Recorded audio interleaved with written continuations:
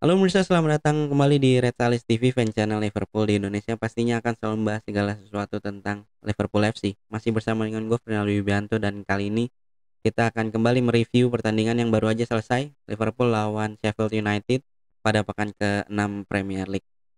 Let's go. Nah, seperti biasa, setelah pertandingan langsung ya, gue coba bikin reviewnya supaya bisa naik secepat mungkin biar nggak lupa juga ya, tentu saja. Liverpool sendiri akhirnya menang ya, dapat 3 poin, dan 3 poin merupakan hal yang sangat positif ya. Maka dari itu gue mengajak teman-teman untuk kita membahas nih lebih dalam lagi hal-hal positif apa yang bisa kita mention dan hal-hal apa yang bisa kita kritik dari pertandingan malam ini. Yang pertama tentu saja kita semua senang ya, kiper utama kita Alisson Becker udah kembali. Ternyata kode yang kemarin gue omongin di preview ketika Klopp bilang di press conference, selain Virgil van Dijk dan Ox dan juga Tsimikas, semuanya oke statusnya. Kalau gue sih ya pas pas lihat, wah gila Alisson turun. Nah ini kecurigaan gue, kalian bisa konfirmasi di kolom komentar apakah benar dengan kipernya Alisson ini itu lebih tenang kita nontonnya ketika Liverpool bertahan. Tapi memang gue mencoba menebak, kayaknya sih kemungkinan besar sebagian dari fans akan lebih tenang lihat Alisson kiper, karena ini bukan karena, kalau menurut gue ya, bukan karena Adrian yang buruk, tapinya memang kita tuh ada trust gitu, ada kepercayaan sama Alisson, dan trust ini itu trust yang ada di dalam diri kita itu dibangun dari penampilan yang stabil dan solid sepanjang musim gitu yang pernah dilakukan sama Alisson Becker. Tentu saja itu kepercayaan itu memang diraih sih sama Alisson, dan itu yang belum sepenuhnya diraih sama Adrian. Makanya ketika kita nonton Adrian mah nggak buruk-buruk amat gitu. Kemarin aja lawan Ajax kita, dari banyak dari kita yang akhirnya mengakui gitu, oke Adrian oke nih di pertandingan ini, bahkan sampai kaget-kaget. Tapi memang ya itu tadi, Adrian emang nggak buruk, cuma memang belum ada trust aja yang tumbuh di dalam diri kita nih ketika kita nonton Adrian sebagai pilihan kiper pertama kita. Kalau dilihat-lihat juga Alisson pas menit 58 itu hampir melakukan blunder ya, yang mana kalau misalnya Adrian yang melakukan hal itu mungkin internet rame sih besokan. Hal positif lainnya adalah kita pada akhirnya melihat Firmino ngegolin. Gol pertamanya musim ini dan juga merupakan gol keduanya dari 20 pertandingan terakhir di Premier League. Mungkin sebagian dari teman-teman melihat data ini bisa mengkonfirmasi bahwa Firmino lagi seret. Gue sih tetap ada di posisi di mana Firmino memang bukan jatahnya ngegolin di depannya Liverpool. Dia lebih ke ngacak-ngacak gitu loh pertahanan lawan. Tapi ya memang pada akhirnya ketika fans pada minta dia ngegolin gitu. Mungkin sebagian dari teman-teman juga bilang, golnya cuma tap in doang ya. Cuma nggak ada habisnya kalau kita ikutin kayak gitu. Lu mau gol ya itu ada gol gitu. Nah, kalau dari pertandingannya sendiri di 3 menit pertama gue lihat ada tiga peluang emas setidaknya ya, yang harusnya bisa jadi gol. Termasuk tendangannya Trent Alexander-Arnold yang dari tengah lapangan itu luar biasa kalau masuk ya, sayang banget nggak masuk. Tapi memang kalau misalnya 3 peluang emas ini jadi gol, jadi situ itu prediksi gue yang 6-1 sayangnya nggak ada yang gol. Dan setelah cukup mendominasi di awal-awal babak pertama, konsentrasi Liverpool tuh agak dirusak ketika wasit mengeluarkan keputusan kontroversial ya, di mana Fabinho dikenai hukuman penalti ya kan, gara-gara nekel pemainnya Sheffield United.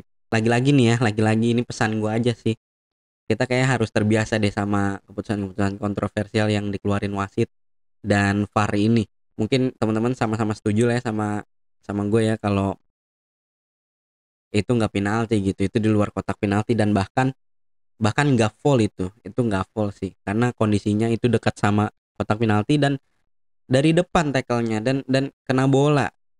Kaki pertama kena bola, kaki kedua itu karena memang si pemain Sheffield-nya ngarah ke situ jalannya, ke kakinya si Fabinho gitu. Ada kontak, memang ada kontak, tapi untuk jadi penalti di daerah sedekat itu dengan gawang itu kayaknya bukan foul sih kalau menurut gua. Dan perlu dimention juga itu Mike Dean ya, wasitnya nggak nge-review, nggak ngelihat layar monitor ketika keputusan kontroversial itu dilakukan. Dia cuma dengerin dari alat komunikasinya dia gitu. Itu agak konyol sih, tapi memang sekali lagi pesan gue sih itu aja, kita mulai harus terbiasa sih sebagai petahana ya. Liverpool ini kan sebagai petahana nih ya, kita mulai harus terbiasa lah ya dengan keputusan kontroversial yang mungkin akan terjadi di sepanjang musim gitu. Setelah penalti ya kan kebobolan, itu memang Sheffield-nya mulai oke mainnya, sebaliknya untuk Liverpool-nya yang agak kayaknya kehilangan konsentrasi gitu dan memang udah agak panik. Nah, kalau gue lihat di sininya dari formasi juga nih.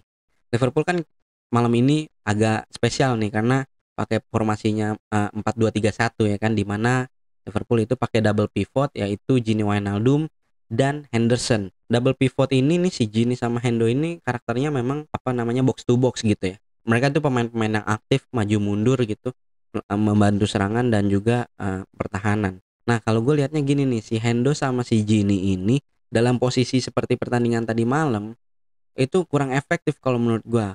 Pertahanan jadi kurang rapet karena memang mereka kan aktif gitu kan, pemain yang lebih aktif maju ikut bantu serangan. Di depannya ada 3 orang lagi yang memang penyerang juga, Firmino, Jota sama Mane gitu kan. Depannya lagi Salah. Ini memang Liverpool pengen nyerang habis-habisan, tapi memang kondisinya kan Sheffield-nya nggak bertahan. Kalau misalnya kondisinya Sheffield-nya bertahan, misalnya udah puas gitu dengan kondisi 1-0, eh, mungkin ini akan bagus kondisinya kalau kayak gini, karena memang kan kita dibutuhkan daya gedor ya, makanya gini pasti sama Hendo ngebantu serangannya. Kalau misalnya Sheffield-nya bertahan, masalahnya Sheffield-nya ngegigit balik, mereka juga nyerang terus sehingga pertahanan kita kurang rapat, jadinya banyak keserang gitu loh. Jadi kayak kesannya kosong lini tengahnya memang. Nah, beda kalau di tengahnya itu ada Fabinho. Karena itu tadi kehadiran Fabinho ini menambah kestabilan gitu loh.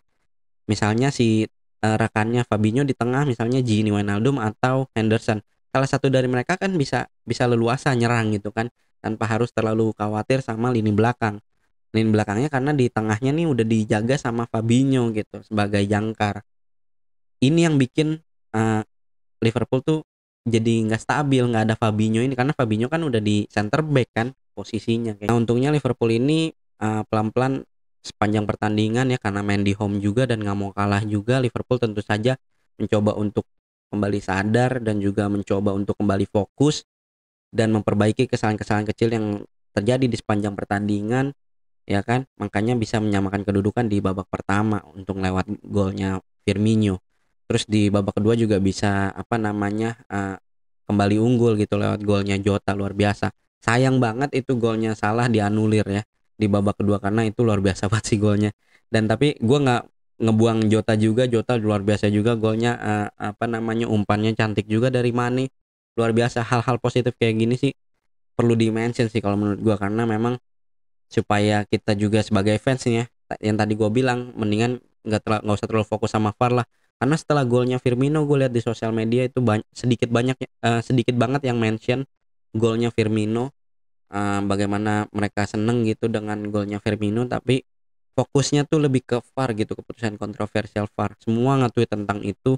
Dan ya kalau gue sih di sini sebagai fansnya Liverpool di channel ini ya, gue mau ngajak kalian mendingan lebih fokus deh. Mulai sekarang lebih fokus sama hal positif kayak yang ya tadi itu tadi golnya Firmino, golnya Jota, itu perlu di-mention. Jota ngegolin debut startingnya Jota ya kan di Anfield, dia ngegolin ya kan.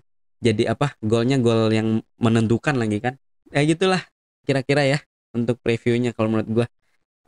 Hal-hal yang perlu dikritik dan hal-hal yang perlu di-mention ya, hal-hal positifnya. Setelah Liverpool saat ini kondisinya di klasmen itu Liverpool masuk ke peringkat kedua, tapi udah main 6 kali ya, udah main 6 pertandingan dengan poin 13 poin, sama dengan peringkat ke-1-nya Everton, tapi Everton masih punya tabungan 1 pertandingan.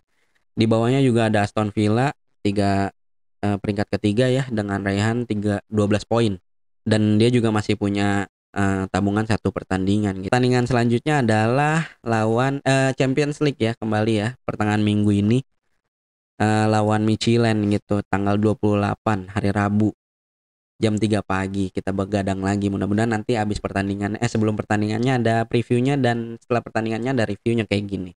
Jadi itu aja dulu untuk review pertandingan lawan Sheffield. 3 poin yang paling penting semuanya ya kan. Kita tetap bergerak maju gitu Liverpool. Sekali lagi terima kasih buat teman-teman yang udah nonton, dan akan sangat membantu apabila teman-teman mau share video ini ya kan. Dan apabila teman-teman baru mampir nih, baru datang ke channel ini, Silakan di-subscribe untuk konten reguler seputar Liverpool FC gitu ya. Dan terakhir, nama gue Fernaldo Wibianto, terima kasih, sehat-sehat selalu, sampai bertemu di episode selanjutnya. Bye-bye.